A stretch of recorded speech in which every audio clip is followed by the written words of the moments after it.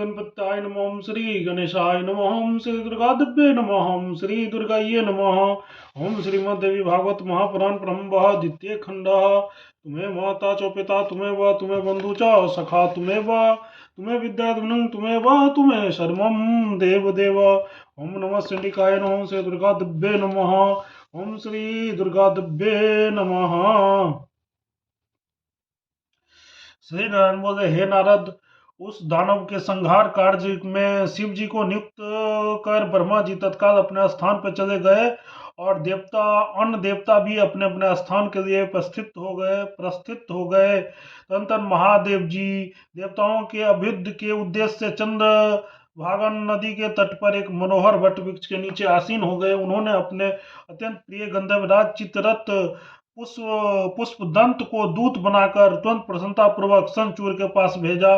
सर्वेश्वर शिव की आज्ञा पाकर चित्ररथ तत्काल शंखचूड़ के उत्तम नगर गया, जो इंद्रपुरी से भी उत्कृष्ट तथा कुबेर के भवन से भी अधिक सुंदर था। वो नगर 5 योजन चौड़ा तथा उससे भी दुगुना लंबा था। यह स्फटिक के आकार वाली मणियों से निर्मित तथा चारों ओर अनेक वाहन स्थित थे। वो नगर 7 दुर्गम खाइयों से युक्त था। प्रज्वलित अग्नि के समान निरंतर चमकने वाले करोड़ों रत्नों से उनका निर्माण किया गया था। वो नगर सैकड़ों वीथियों तथा मणिमय विचित्र वेदियों से संपन्न था। व्यापारियों के बड़े बड़े महलों से आवृत था, जिनमें अनेक प्रकार की सामग्रियां विराजमान थी। उसी प्रकार वो नगर सिंदूर के समान लाल मणियों द्वारा निर्मित विचित्र सुंदर तथा दिव्य करोड़ों आश्रमों से सुशोभित था। हे मुने, नगर में पहुंचकर पुष्प चंदन से उसके मध्य में स्थित शंखचूड़ का श्रेष्ठ भवन देखा, जो पूर्ण चंद्र मंडल की भांति पूर्णतम वलयाकार था। प्रज्वलित अग्नि की लपटों में समान प्रतीत होने वाली 4 परीक्षाओं से सुरक्षित था। शत्रुओं के लिए अत्यंत दुर्गम था, किंतु दूसरे लोगों के लिए दुर्गम एवं सुखप्रद था।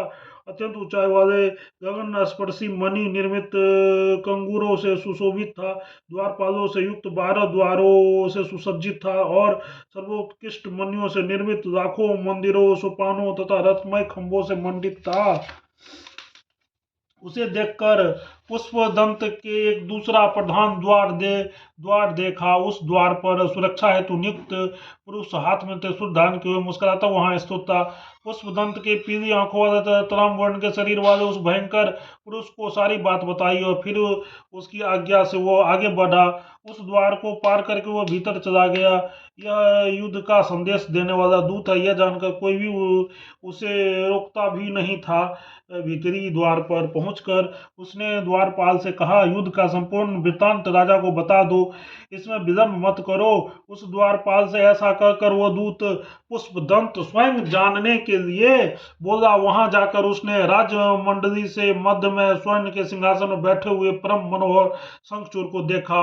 उस दिव्य सिंहासन में सर्वोत्तम मणियों से जड़ी थी। वो अत्यंत दंडों से युक्त था और रत्न निर्मित कृत्रिम तथा उच्च कोटि के पुष्पों से सदा सुशोभित था। एक सेवक शंखचूड़ के सिर के ऊपर स्वर्ण का मनोहर छत्र लगाए खड़ा था। सुंदर और श्वेत चंबर डुलाते हुए पार्षदगण उनकी सेवा में संलग्न था। सुंदर वेश धारण करने तथा रत्नमय आभूषणों से अलंकृत होने के कारण वो रमणीय प्रतीत हो रहा था। हे मुने, वो माला पहने था तथा शरीर में चंदन का लेप किए हुए था और 2 महीने तक सुंदर वस्त्र धारण किए हुए था। 2 महीन तथा सुंदर वस्त्र धारण किए हुए था।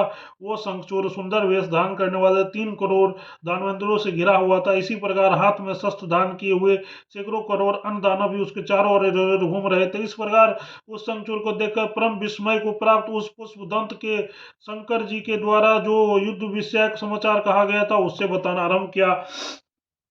पुष्पदंत बोला, हे राजन, हे प्रभु, मैं शंकर जी का सेवक हूँ, मेरा नाम पुष्पदंत है।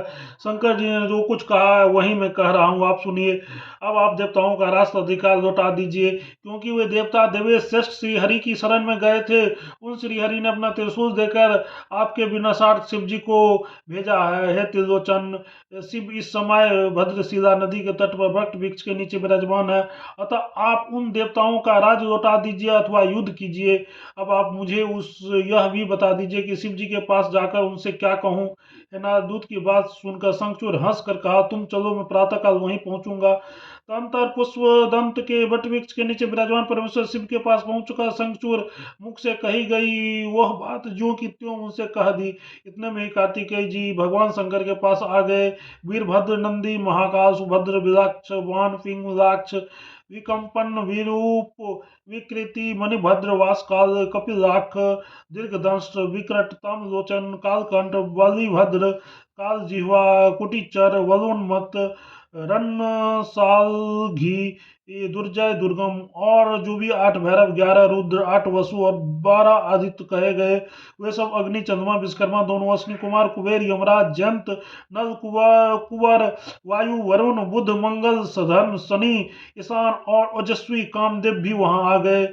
उग्र दंष्टा उग्र चंडा कोटरा केटवी आदि देवियां भी वहां पहुंच गई। इसी प्रकार 8 भुजाएं धारण करने वाली भय उत्पन्न करने वाली सबसे भगवती भद्रकाली भी वहां पहुंच गई। वे सर्वोत्तम रत्नों से निवेदित विराजमान थी। वे लाल वस्त्र तथा लाल पुष्पों की माला धारण किए हुई थी और लाल चंदन से अनुलिप्त थी। वे प्रसन्नता पूर्वक नाचती हंसती तथा मधुर स्वर में गाती हुई सुशोभित हो रही थी। वे देवी अभय भक्तों के लिए अभय तथा शत्रुओं के लिए भय प्रदान करती थी और योजन भर लंबी तथा लपलपाती जी हुई भयंकर जीव शंख चक्र गदा पद्म खड़ग ढाल धनुष बाण एक योजन विस्तृत वर्तुलाकार गंभीर खप्पर आकाश को छूता हुआ विशाल त्रिशूल एक योजन लंबी शक्ति मुदगर मूसल वज्र खेटक प्रकाशमान फलक वैष्णव शास्त्र वरुणा शास्त्र अग्नेय शास्त्र नागपाश नारायण शास्त्र गंधर्व शास्त्र ब्रह्मास्त्र गरुरास्त्र पर्जन्यास्त्र पशुपस्त्रास्त्र चिह्न शास्त्र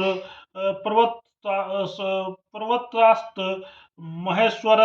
महेश्वरास्त्र व्यायशास्त्र सम्मोहन दंड दिव्य अमोघ अस्त्र तथा दिव्य श्रेष्ठ सैकड़ों अस्त्र धारण करके 3 करोड़ योगनियों और 3 करोड़ भयंकर डाकनियों के साथ लिए वहां आकर विराजमान हो गई। भूत प्रेत पिचास कुष्मांड ब्रह्म राक्षस बेता राक्षस यक्ष किन्नर भी वहां उपस्थित हो गए।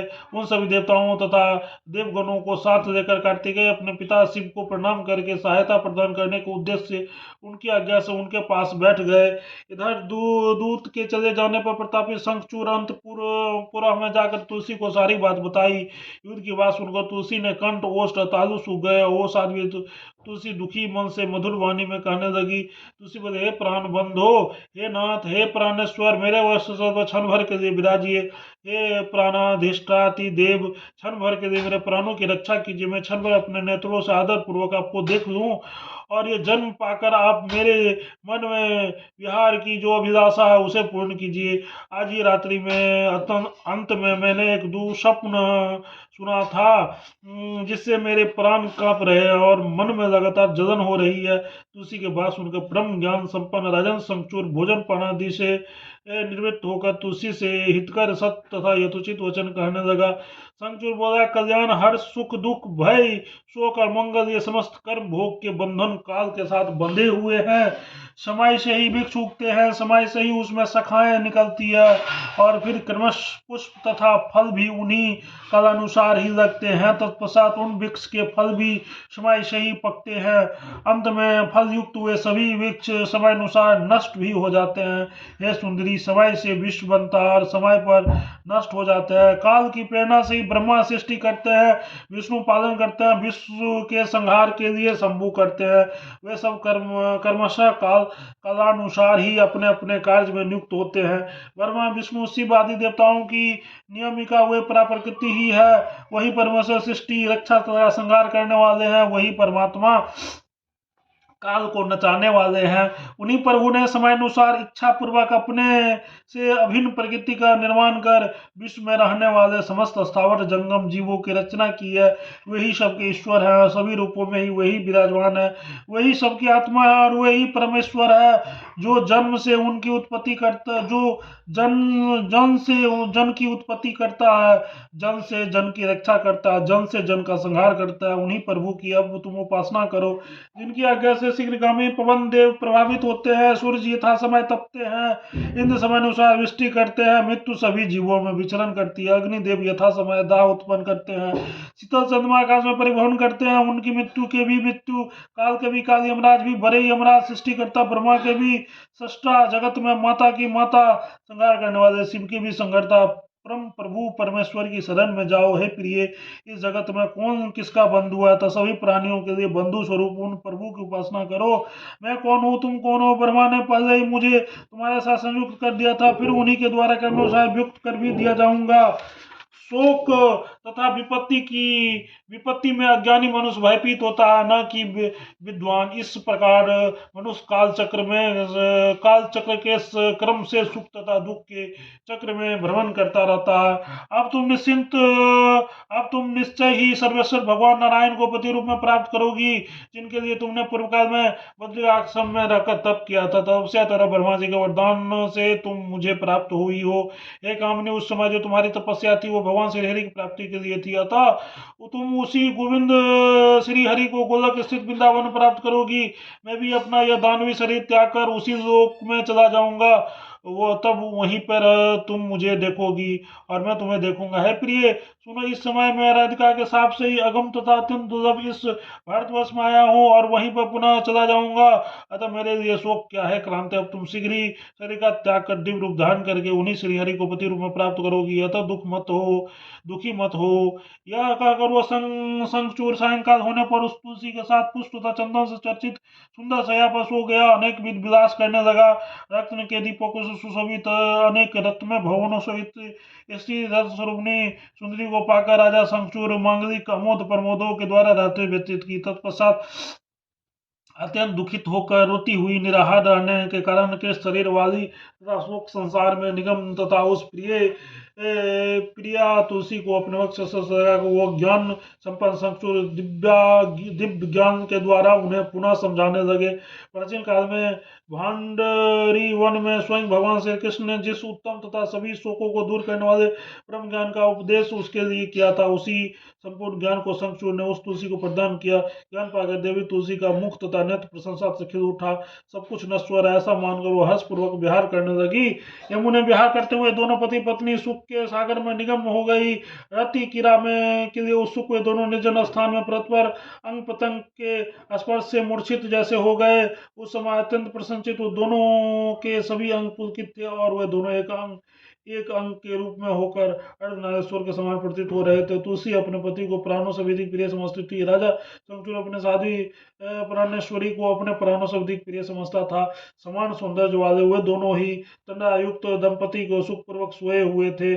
तदंतर वेश धारण किए हुए मनोहर दंपति संभोग जनित सुख के कारण अचेत पड़े थे। तब कभी भी चेतना में आते थे तो परस्पर रसमयी बातें करने लगते थे, तब मनोहर दिव्य कथा कहने लगते थे, फिर हंसने लगते थे। इसके बाद क्षण भर में श्रृंगार भाव से युक्त होकर क्रीड़ा करने लगते थे।